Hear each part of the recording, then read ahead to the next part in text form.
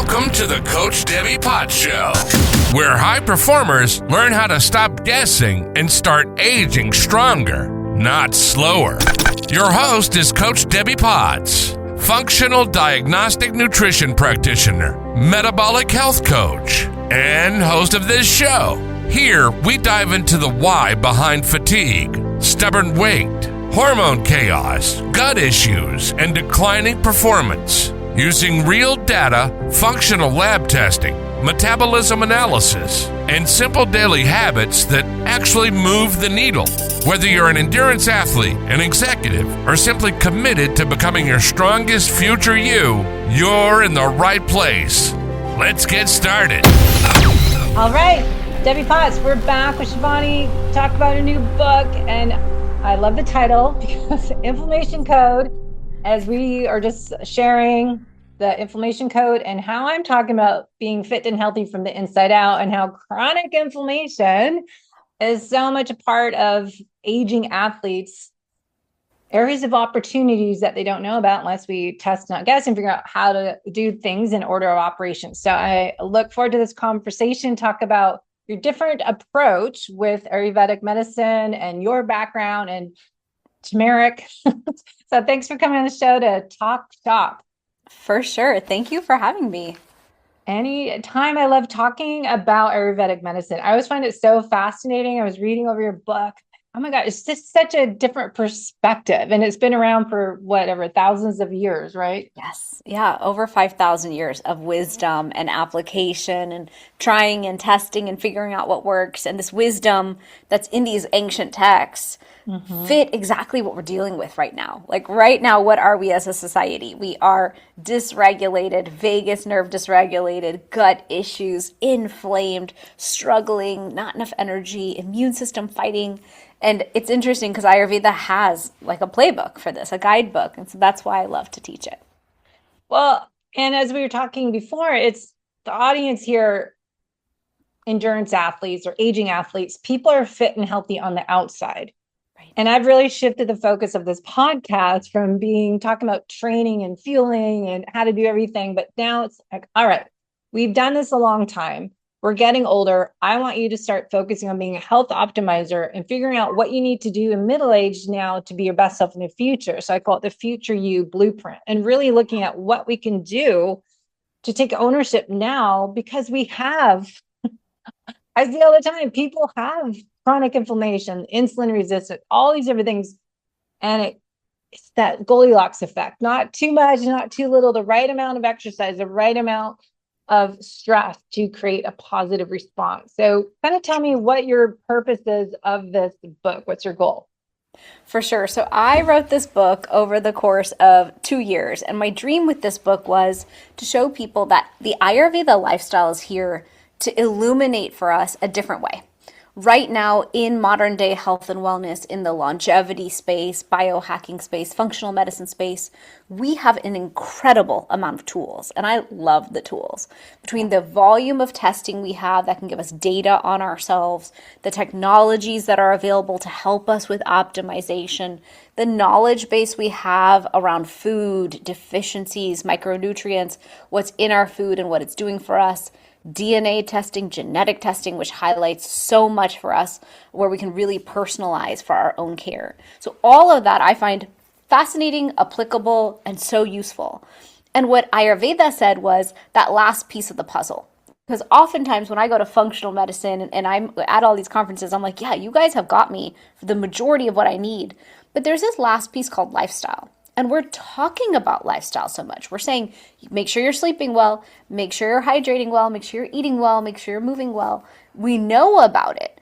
But in ancient Ayurveda, it really gave us a different approach. It gave us an understanding that we are all individual. I am a more fire body type. You might be a more air body type. Your friend might be a more earth body type. And so when we break ourselves down into our elemental designs, we understand our mind-body constitutions, and then we come from that place of self-knowledge to then build a circadian lifestyle for ourselves, a sleep schedule and sleep routine that's customized to ourselves, a diet that's really custom to our gut health and what we need for our template. a mindful medicine chest of herbs and spices that's really targeted in that way as well. And so it's really beautiful because the book is a way to give you this guidebook, and it all starts with understanding your elemental design. And so people usually ask me, well, which one am I? And I always say, look, there's a primary and there's a secondary. Some people are balanced in all three, and you can take a quiz. I have one on my website at drshivani.com. And when you take that quiz, it's going to ask you a couple questions about your body, about your mind, about your emotional states and these things. But the answer that it's going to give you is your primary constitution. And that's where we begin our conversation. And it's interesting that your audience, you said, is so many endurance athletes and athletes, because I would venture to say that the endurance athletes might be more of that air template, because it's usually that air template who wants to do the marathons and all that endurance exercise. It could be the fire type as well. And then when it comes to earth types, they're usually very strong and they can lift heavier, and they're athletes in their own different way.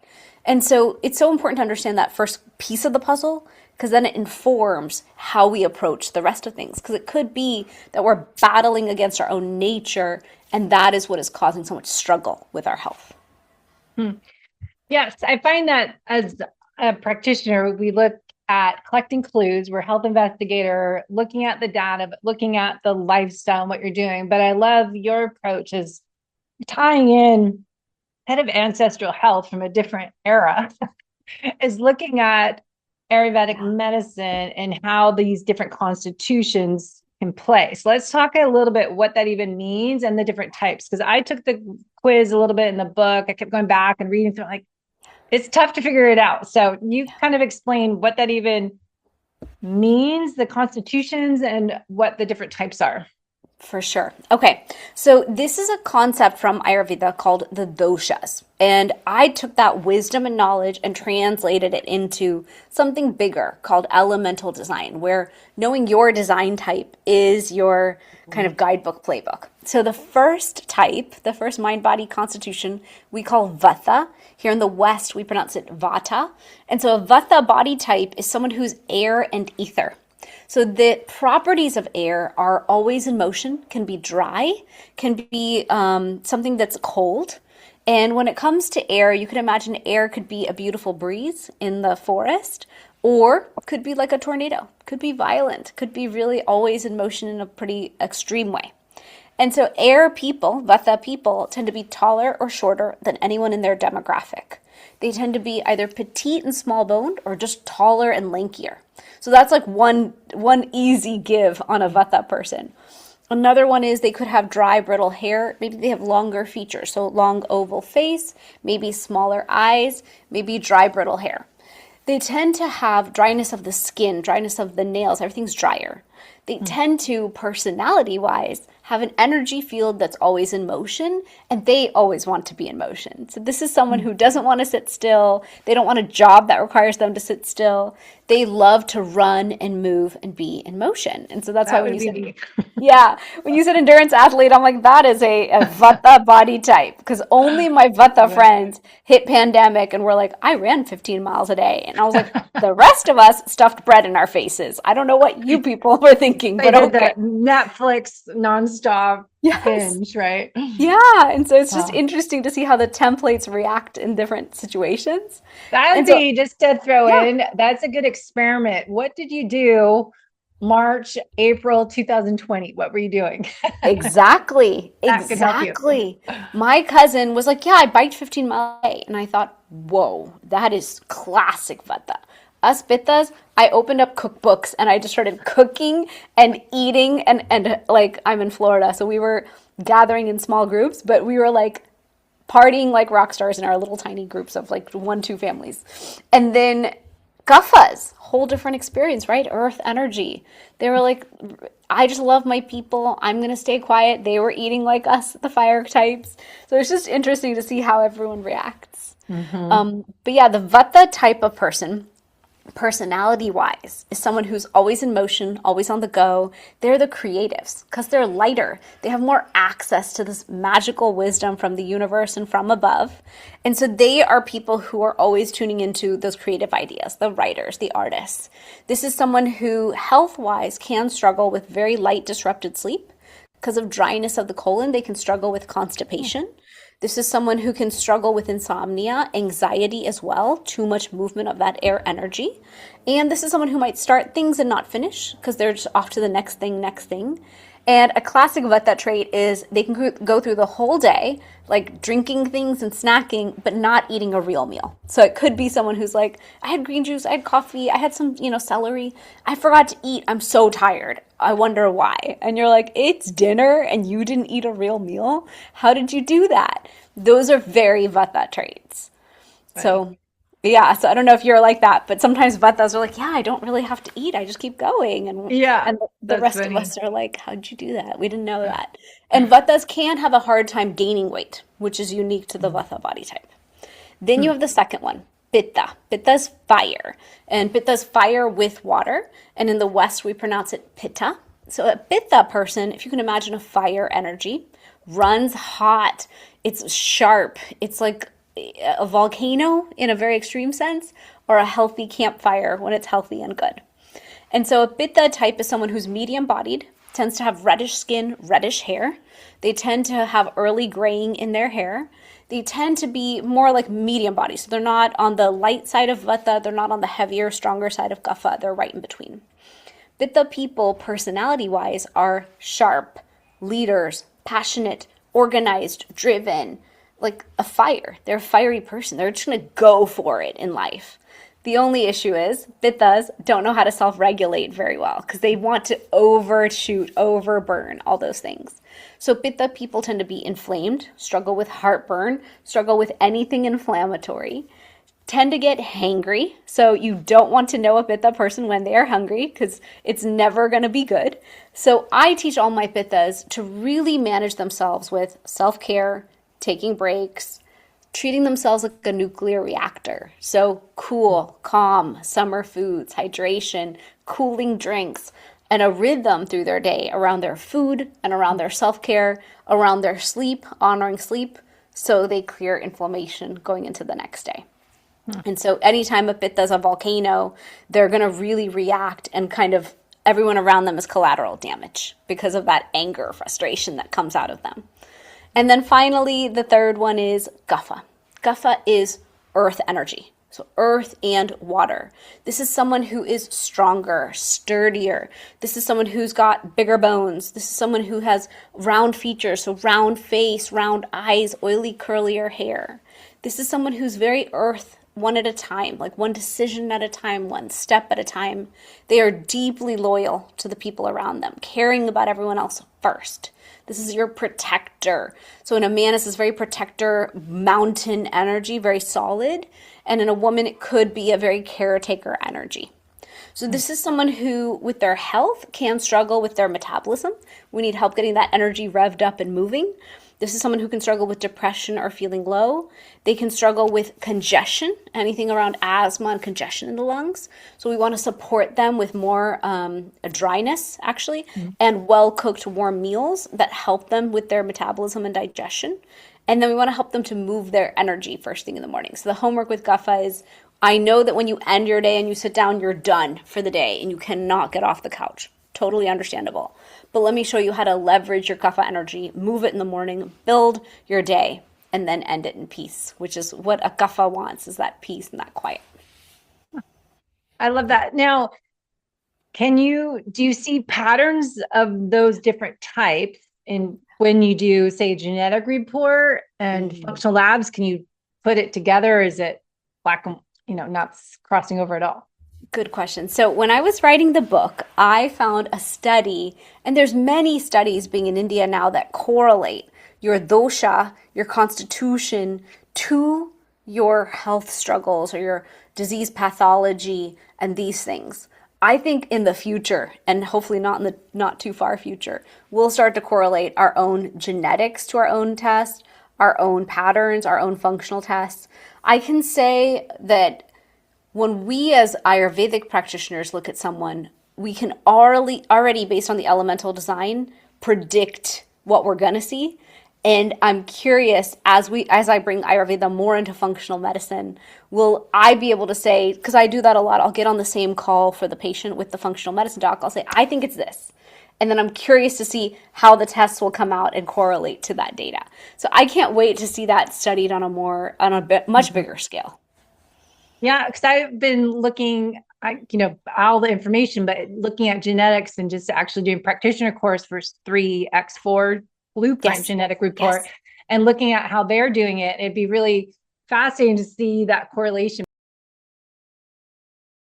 So when you're doing genetics and looking at, say, the 3x4 blueprint genetic report, they're trying to look at the different lifestyle habits. So it'd be fun to put that all together into a blueprint for someone, their future you, or you call it, the elemental design. But it'd be interesting to see the future combining all that together and seeing it overlapping. I have taken the 3x4 and another DNA test, and I love the 3x4. And that is the type of science I'm so excited about, is like, how do we bring this quiz into clinical trials? How do we bring this quiz into this type of testing so that every practitioner can also correlate and then give some of the lifestyle guidance based on the elemental design? Yeah, they're actually just opening in Solana Beach here where I do most of my work. And so I'll pitch that idea to them. Nice. Let's put it together. Really fun. Yeah, I've met the founder, and I think there's just so much great movement happening in functional medicine. Like you said, test, don't guess. And I think our modern day mind needs that data. And what I love is all of us as practitioners are saying, I'm going to give you answers and I'm going to teach you lifestyle, because the daily habits you put in place every day that I can customize based on your testing and the knowledge I have on you allows me to, like you said, give this operational plan that's more personalized. Well, and I think it's high performers. They need that data. True. They don't think anything's wrong with them, specifically our people are athletes that they think they're invincible. And this is why I talk about these topics now on the show, because just because you can do a marathon or an Ironman, you think you are invincible and you're so healthy, and it's so false. I mean, I just look at all these people. I did a whole solo episode on heart disease and ex-competitive pro athletes and how it's showing up in inflammation and AFib and soft plaque buildup and all of that related to over exercising and oxidative stress and inflammation. So tell me kind of a little bit more about inflammation code. What does that mean? Sure. So in the book, The Inflammation Code, I dove into what it is that's causing inflammation in our systems and how we're going to create the lifestyle shifts that are most impactful against that inflammation. Inflammation is healthy, and when it's chronic, low-grade, persistent inflammation, we know that it's unhealthy. We know that a lot of those causes of inflammation are things like industrial pollutants, the foods we're eating, quality of foods, our own pH balance, viruses and bacteria, microplastics, pesticides, herbicides. That list can go on and on. And so I do teach about detoxification of our home and our laundry cabinet and these things. But I also talk about what Ayurveda taught us, which is every single day, the body knows how to clean and clear these insults that are coming at us. Maybe in modern day times, it's coming at kind of an exponential level, so it's harder for the body to clear. But the daily lifestyle practices from Ayurveda are there to help us win at this issue called inflammation by teaching us a detoxification plan, but also teaching us such powerful circadian alignment that the body knows how to stay healed, how to heal itself and then stay healed. So some simple examples of that are rising with the sun, which we teach a lot in circadian lifestyle medicine right now, setting with the sun. But what Ayurveda does that's different is it takes that circadian clock and subdivides it according to elemental design. So we teach that when you're rising in the morning, 2 to 6 a.m. is the Vata time of day, air and ether time of day. Everything is lighter. That's why you see people who meditate and yogis and all these people say, rise in that twilight hours, those early quiet hours of the morning. Those hours are when insights and powerful intuitive hits can happen. So that's why we're taught first thing in the morning, journal, gratitude journal, tune in, do your writing, do your meditating. By 6 to 10 a.m., we call that the Kapha time of day, earth energy. So we're meant to slowly rise, do our self-care, get the body moving for the day, build the energy for the day. Then 10 to 2, we teach us pitta time of day. So 10 to 2, high noon, we know is when the sun is highest in the sky. So you can think of it as when the sun is highest in the sky, that's my fire time of day. And my fire is out to help me get my best work done, but also to digest my biggest meal of the day. We teach that lunch is meant to be the biggest meal of the day, not dinner later on, which is hard because nowadays we want to like work and only sit down for that nice dinner. We push with intermittent fasting into smaller meal windows. But in Ayurveda, the 10 to 2 was important. So fitting in that meal, but also you're most supported to eat your hard to digest ingredients in that meal. So if you're going to eat nuts and seeds and all these powerful superfoods, that's the window that we teach is the best time for that. Or then 2 to 6. Yeah, go ahead. Is that just for one type of, are you speaking to all the different the 3 types? All. So this is universal. This is the universal time frames. And then what's powerful is, for example, I'm a Pitta fire. I know that as a Pitta fire girl, 10 to 2 as a window is my most productive time of day. So I time most of my podcast interviews. The most important work I'm going to do, I will put onto that window. And let's say I push lunch, which I do a lot of times because I'll be in back-to-back interviews all day. I will make sure right by 2 o'clock I have a hard cut and I will pause and sit and eat that meal because I want to honor my 10 to 2 window because that is my type. And so another example is if you're a Vata, if you're this endurance athlete, all Vata energy, 2 to 6 might be when you are most dysregulated or when you can do your practices to keep yourself most supported. So 2 to 6 in the afternoon, we usually call Vata time of day, which means we're a little scattered in the mind. We can't focus in the same way. We're all reaching for our like afternoon caffeine and coffee and these things. So that's your time of day to really say, okay, what's my punch list of things I got to get done that don't require the highest brain activity? And let me just get those finished. And then finally 6 to 10 on the circadian clock, we teach 6 to 10 p.m. we're meant to unwind from the day. And many people who I meet say, I work a corporate job, I work out in the evening, I do a lot in my evening. And I say, totally fine. We all have to fit in our workouts and things when we can, but let's make sure we're eating dinner as early as possible in the window, finishing digesting that meal, then do what you're going to do, but really start an unwind path towards sleep. So by 10 p.m., we're trying to sleep on the circadian clock, because again, 10 to 2 on circadian clock in Ayurveda, 10 to 2 is when we clear inflammation. And so I'm very passionate about how do we show everyone how to get that really high quality sleep to recover for the next day. What if someone is not following that at all? What are some signs and symptoms that could be related to they're not living their type? Or what's the terminology there? Elemental design. Design. It's so interesting. I meet so many people who say, I am depleted, exhausted. I have severe brain fog. I have joint pain. I wake up, I've got all of these aches and stiffness. I'm tired. I don't understand it, but my gut isn't happy. No matter what I eat, something is off. So it's just random. I don't understand what that problem is. And I don't feel like myself. I guess this must be aging. And whenever they say that, I go, it is not aging. It is inflammating. And that is inflammation meets aging. And I myself, for a year now, have been putting together this book and this tour and all the things I'm doing. And I caught myself saying that in the fall. I was like, I guess this is just aging. And every time I say that, because I know, I'm like, oh, it's not aging. That's inflammation. And you know what to do. And I'll pause and I'll look what shifted, what changed. Is it that you're drinking wine at events again? And that's an inflammatory thing to you and you know it. Is it that you're super stressed and you're picking up sugary treats? They're gluten-free, but that doesn't make them healthy and sugar-free. Is that the culprit? Yeah. Is it that you've given up all lifting and workouts because you booked your schedule too tight? Is it that your sleep is off because you're stressed and you're not honoring sleep? So I go through my own checklist of all those things I talked about because we know when we're feeling like that, that is inflammation. Inflammation is just this widespread forest fire, damaging all our organs and inside of us. And it's signaling to us. And those are the signals. Every single one of those things I named are those signals from inflammation.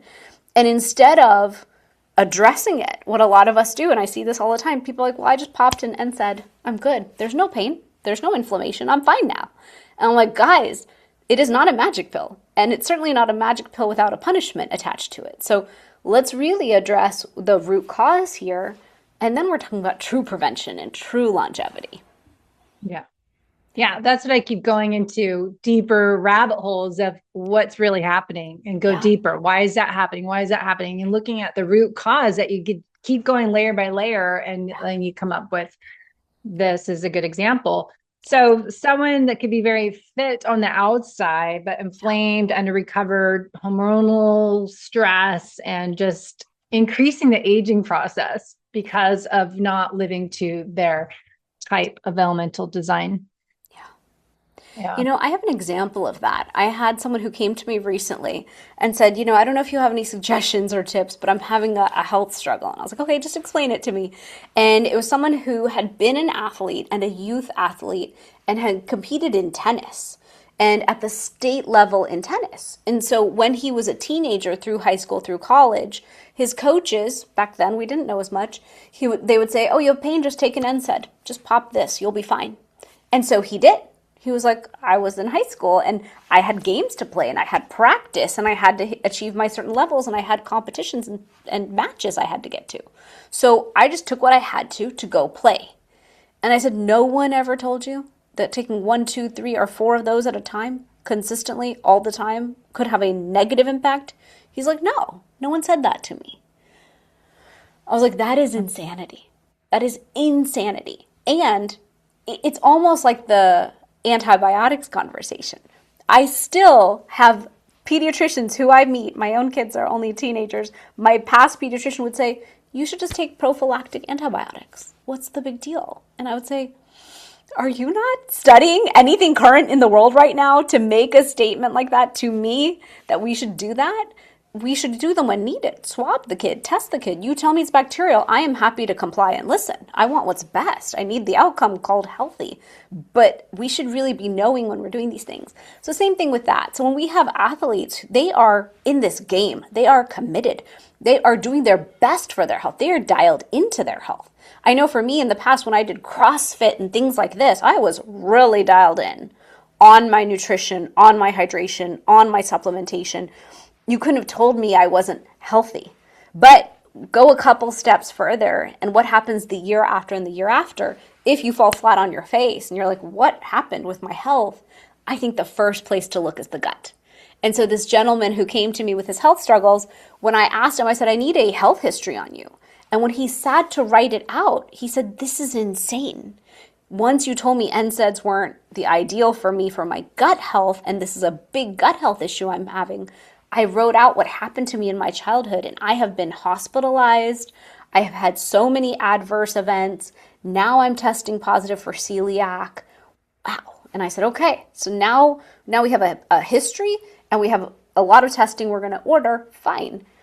Now the new plan has to be a completely different approach to health. And when I met with his functional medicine doc, I said, I really hope, doc, we don't have to have a celiac patient. Let's not take gluten from the kid forever. Like, he's still young enough in his maybe early 30s. I don't want that to be the case. And so it was just a profound understanding of, you can be healthy and be an athlete, and your gut health can be absolute trash. It's not that you weren't healthy. It's that we have rarely in our history sat there and thought about gut health as the number one thing. And in ancient Ayurveda, the entire lifestyle I have is built around honoring gut health first. And so I would say most Indians, not all Indians, but most Indians, if they lived according to the lifestyle we've been taught, would actually be pretty healthy in the gut, because the food is healthy, it has a lot of fiber, it has a lot of things that create gut microbiome diversity, the spices are anti-inflammatory, there's a lot of practices. Now, leading to modern day times, a lot of that shifts because we bypass sleep. We're like, who needs to sleep? We're going to eat when we want to eat. We want to eat these really high protein, no fiber lifestyles. So things have shifted a lot. But I think that's where this conversation needs to come in of, you can look healthy and you can be a high performer. But if the underlying impact of that high performance is trashing the gut, and really affecting vagus nerve and really affecting gut microbiome and brain and everything else, lymphatics, then we need to at some point take the pause and really detox and support the system. And that's where Ayurveda is like, let me show you the daily, seasonal, and annual detoxes to support yourself. And I'm curious too, if you have, like, we already went over the different types of blueprints, but working on living your life opposite of that, if you're forcing that type of workout schedule, your work schedule, your eating schedule, if you're doing it all opposite and you're forcing that for 10 years, is that resulting in this chronic inflammation and metabolic chaos? We say this FDN practitioners, that it's just, I don't feel good. I can't get my body back. I don't have the energy. I'm gaining weight for no reasons. I just want to get my vibrant self back again. Yeah. And more and more, as I've been doing this since I had my health problems in 2013, it's more, all right, let's look a little deeper. Am I forcing different practices that my body wants? And also, I was looking at my genetics and tying that I'm more of a power versus endurance, but I forced myself because endurance became easy, but I went against my genetics. But then if you're also looking back at your method at elemental design, am I really screwing up my body, causing all these issues, health issues that you can't figure out? Why is this happening to me and not other people? You just made a profound point, and it's rare because no one's ever asked me that. Yes, if we defy our elemental design consistently over years, we are fighting against our nature, and that fight against our nature is us battling against what we are meant to be. And so because we're battling against our true nature, it is going to cause friction, dis-ease, this issue in the body where we're forcing something upon ourselves. So I'll give you an example. I have a Guffa client, and I wrote about her in the book because the story is profound. And she is a swim instructor. Her name's Natalie. She's here local in South Florida. And her husband is a Vata. And so her husband had the worst sleep on earth. And Guffas want their deep slumber. Like, that's how they recover. They get this deep 10-hour sleep. Like, no one else gets that delicious heavy sleep that Guffa gets.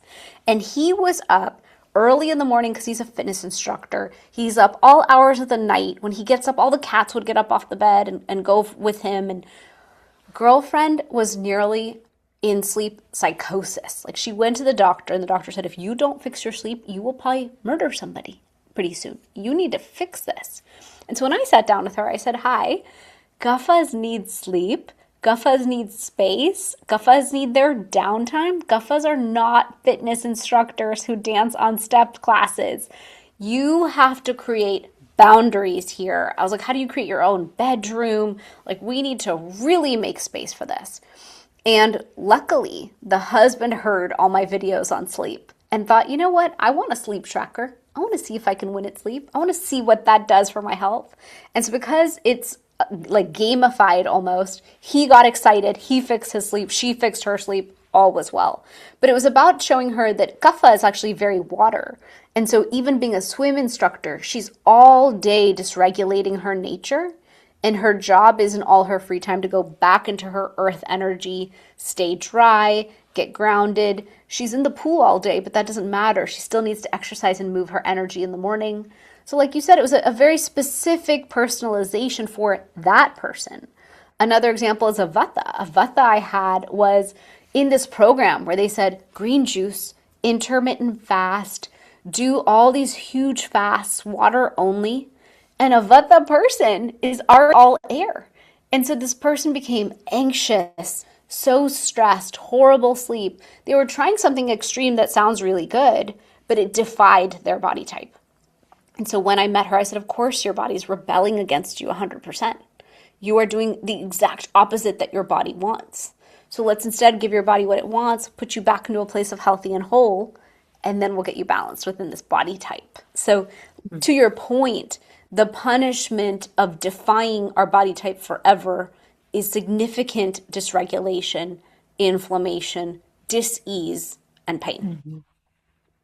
So those would be good early warning signs to tell the athlete that they're pushing past their resilience and into inflammaging and nervous system overload. Example, I have 2 clients I'm working on their investigation, neuropathy, nerve pain, and they both were competitive cyclists and did a lot of exercise, endurance exercise as growing up. And now they're in their 70s, both of these people, and they have nerve pain, neuropathy. And of course, you go see the doctor. What did they give you? Gabapentin some prescription for nervous system pain. And I was researching yesterday. All right, I've seen this a few times. Yeah.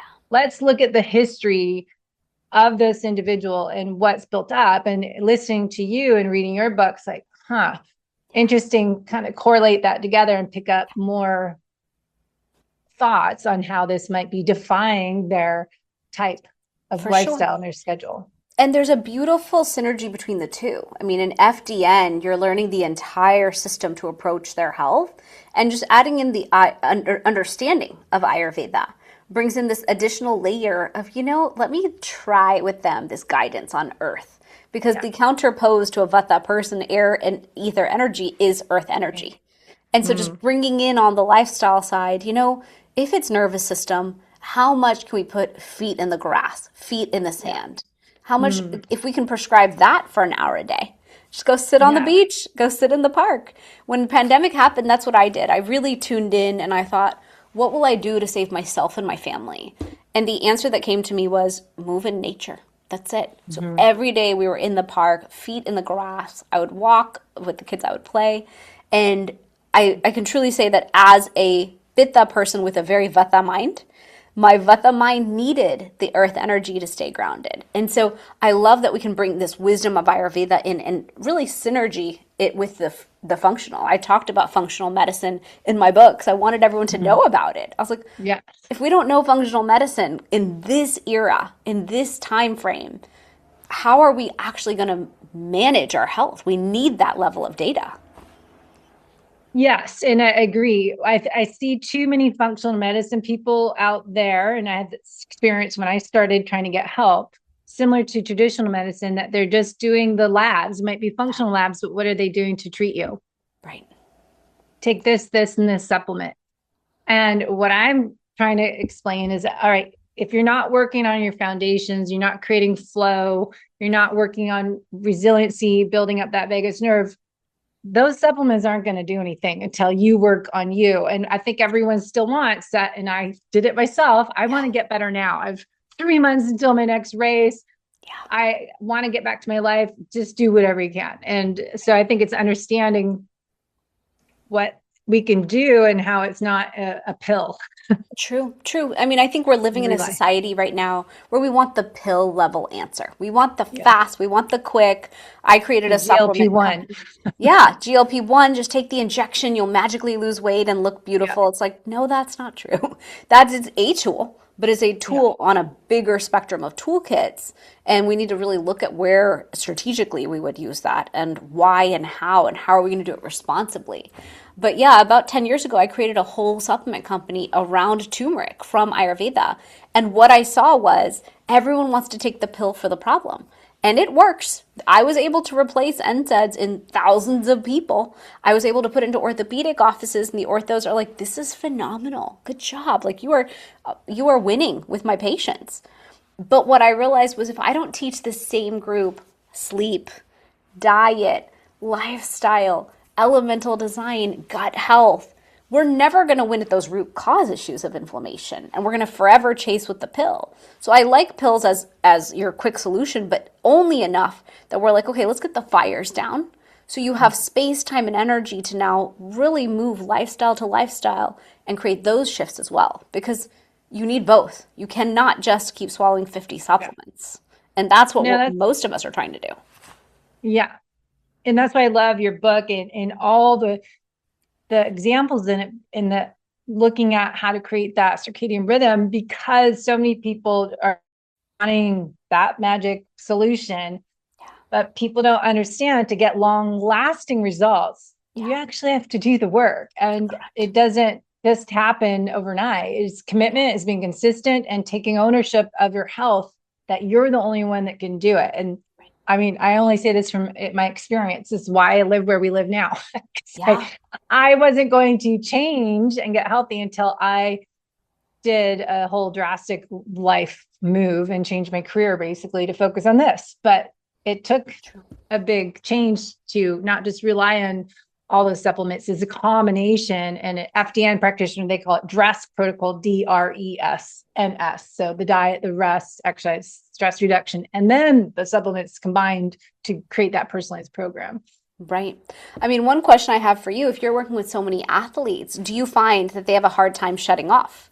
Like for Well, me, I love working out. I love lifting. I've never actually been an athlete, but I think of my life as I'm an athlete in this lifespan in terms of my mhm. work and what I create and my level of impact. So I put myself on racetracks, think of myself like a race car driver and just go. And what I had to learn and what Ayurveda taught me to finally apply when I finally started a couple of years ago, I was like, you have to take your off season. All Mhm. athletes take an off season.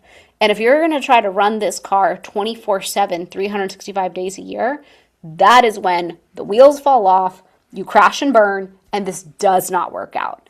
And then once I Mhm. correlated that to my body type, I'm a Pitta fire. I could see every year I was burning out and hitting a wall. And I kept Yeah. thinking, I'm going to quit. Like, I can't do this. This is not Mhm. sustainable. And I learned to honor my summer season as like, you do not work in the summer. You can Mhm. downshift big time and just Yeah. autopilot your work. That alone stopped the burnout. And then I learned that really take your winter season and find your break times too. Like you have to build the breaks in and the rest, like you said. The Mhm. problem is most of us are so used to being overdrive only and full intensity on Mhm. everything. And so I gave that example in the book of a car and treat your body like a Maserati because so many of us need that reminder that we should not try to assume that athletes go at it 24/7. Athletes at least understand the rest. And so it's about how do we honor that rest in a new way as we go through each decade. Because as we're going through these seasons called perimenopause, menopause, and so many of us are so frustrated in them, I finally thought through it and I was like, we're not honoring the season. It's a season Mhm. change. And if you look at it as a season change and you give yourself more rest and more breaks, then you have that intensity of energy you want when you want it because you honored the rest and digest being in the parasympathetic. It's two thoughts. One, I'm thinking visualize the F1 movie. Yeah. And that's a good analogy. Do you look at the car? If you just race around, around, around, what happens to the car? It breaks down, the wheels blow up, it gets out of alignment, you crash, you burn, you have to rebuild the entire car. I mean, that's a great visual analogy to go body versus car, race car. And how are you living? What car are you driving? True. And the other thought is everyone always does, talks about perimenopause, postmenopause, and I don't want to jinx myself, but I'm Yeah. like, what's the big deal? I don't have any symptoms. I Good. shouldn't say that. I'm going to knock on wood, but Yeah. I'm 54 now and I still am not going through 100% menopause, but it's just like, I don't even know if I am. So I think that's a goal. If you do all the right stuff that like, Yeah. oh, I'm doing everything right because I have no idea if I'm in that transition phase or not. For sure. For sure. And isn't that the gift of doing the Yeah, work of I do my foundational work, I do my next level work. I'm so focused on the health personalized to me that those aren't things that I experience. I know. It's like, but hot flashes, waking. I'm working my butt off though. I mean, I prioritize my health. Wake up and watch the sunrise on the weekends. We've created this little sunrise add around like chairs and bring our coffee up to our hilltop out here in the morning. And I do all that stuff, but it's commitment, right? I don't go out socialize Sunday through Thursday. Yeah. I have to be home in the evening. I have my routine. We do our sauna and, walk and sauna and my red light therapy and my all my stuff and stretching and breathing and go to bed early so I can wake up and feel good and go to the gym and get outside for a walk or a run or a bike ride. So it is commitment, but this is important to me. So it just depends how much do you value your health and your future self. So True. I'm retiring and we're living different parts of the world. So Nice. I I think love it. it pays off. All right. Question for you. So if simple tips for daily habits for an aging athlete. I hate saying that, but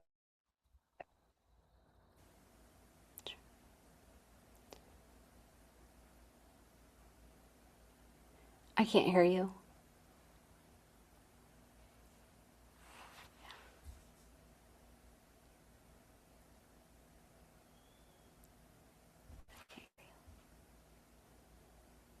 I can't hear you.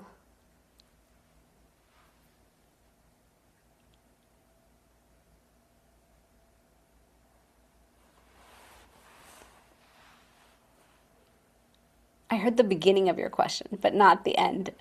I heard, what would be your tips for someone who's an aging athlete? And then I didn't hear the rest.